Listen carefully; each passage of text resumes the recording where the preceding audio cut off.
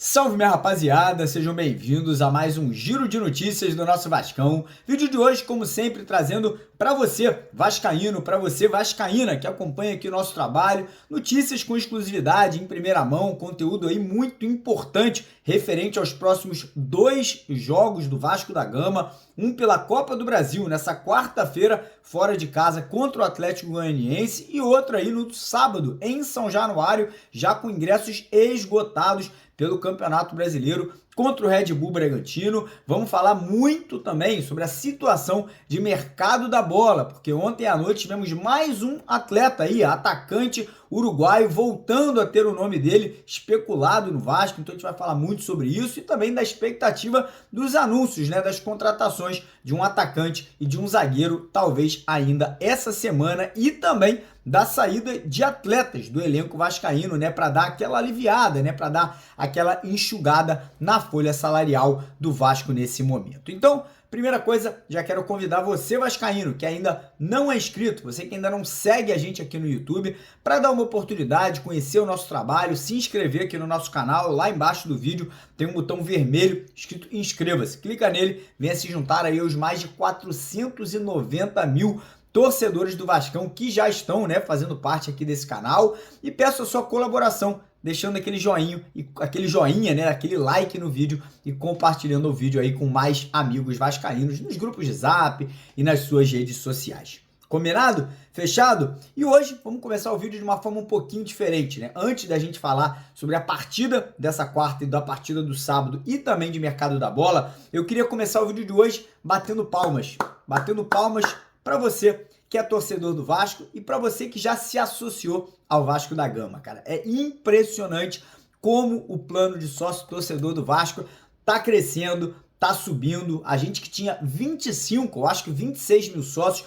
até 2 semanas atrás, e a gente já mais do que dobrou a quantidade de sócios torcedores aí nesses últimos 14 dias, né? Ontem atingimos a marca de 61 mil sócios torcedores, ultrapassamos já o Fluminense, já estamos aí na lista dos 10 primeiros colocados na lista de sócio torcedor, e eu vou lançar um desafio, porque aqui no nosso canal, além de trazer notícia, além de a gente deixar você bem informado, a gente quer ajudar o Vasco, a gente quer fortalecer o nosso clube que a gente tanto ama, que a gente tanto respeita e que hoje está sendo administrado por uma pessoa que tem vascainidade, que tem DNA vascaíno, que é o nosso presidente Pedrinho. Então eu vou lançar o desafio, que é o seguinte: hoje o maior clube do Brasil em relação a sócio-torcedor é o Palmeiras. O segundo maior é o Grêmio. O Palmeiras está com quase 200 mil sócios, tem 196 mil sócios. O Grêmio tem 120 mil sócios-torcedores. E o Flamengo, que é o nosso arquival, tem 81 mil sócios-torcedores. Ou seja, o desafio que eu quero lançar para você que está do outro lado e que ainda não é sócio do Clube de Regatas Vasco da Gama é, até o final dessa semana, a gente ultrapassar pelo menos a mulambada, pelo menos o Flamengo. Aí muita gente vai falar: pô, Mário, mas é muito caro ser sócio torcedor do Vasco. Não é não, irmão. Tem plano de sócio torcedor que custa R$11 por mês. R$11 por mês. Não é possível que a rapaziada que trabalha, que tem um emprego, não tenha R$11 para ajudar o Vasco, para se tornar sócio do Vasco, para falar para a família e para os amigos que está participando da reconstrução do Clube de Regatas Vasco da Gama.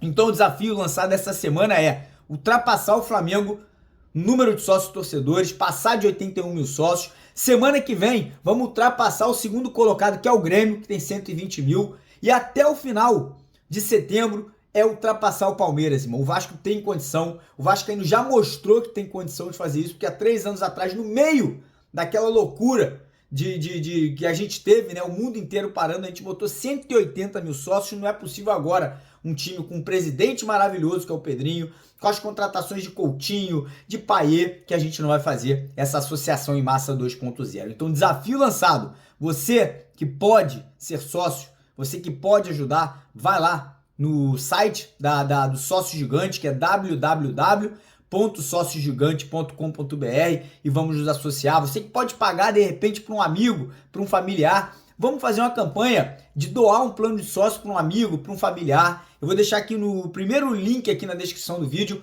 o link do sócio gigante para você clicar e já ser direcionado direto para lá. Então, desafio lançado até domingo, vamos passar a mulambada. Concordam comigo? Pode lançar esse desafio nas redes sociais, lança no Instagram, lança nas redes sociais aí, marca a gente que eu vou repostar para a gente poder bater, né, essa marca da mulambada até o domingo, beleza?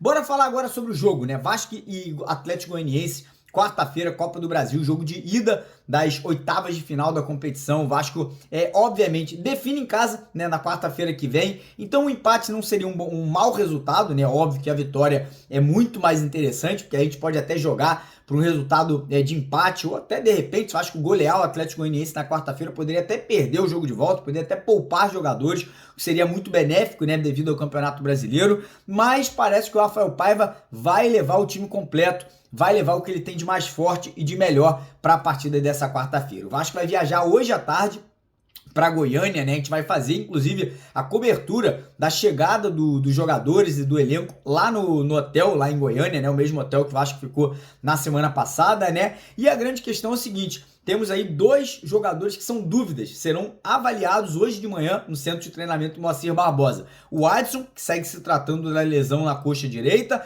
e o zagueiro Maicon, que teve um desconforto na coxa, mas eu conversei com pessoas ali próximas do jogador e me confirmaram que ele quer jogar. E se não tiver nenhuma lesão de grau ali, um pouco mais avançado, ele vai viajar com o elenco e deve estar em campo. O professor Rafael Paiva não deve fazer muitas mudanças no time titular, né? Se o Adson tiver condições de voltar, ele ganha a vaga do Emerson Rodrigues e o Coutinho será mantido no meio de campo. Caso o Maicon não possa atuar, quem entra é ali o Rojas, né? O zagueiro paraguaio aí, que pode estar ganhando essa vaga ali no sistema defensivo do Vasco, ao lado do Léo Pelé. Então a provável escalação, né? O provável time deve ser Léo Jardim no gol, PH na lateral direita e Lucas Piton na lateral de esquerda, dupla de zaga com Léo Pelé e Maicon ou o Robert Rojas, meio de campo Hugo Moura, Matheus Cocão e Felipe Coutinho, e lá na frente Davidson, Verratti e Adson, e se o Adson não puder jogar, e aí tem as opções, né? Pode entrar com o Emerson Rodrigues, pode entrar com o Payet, pode entrar com o Alex Teixeira, ou pode surpreender usando um dos meninos da base ali,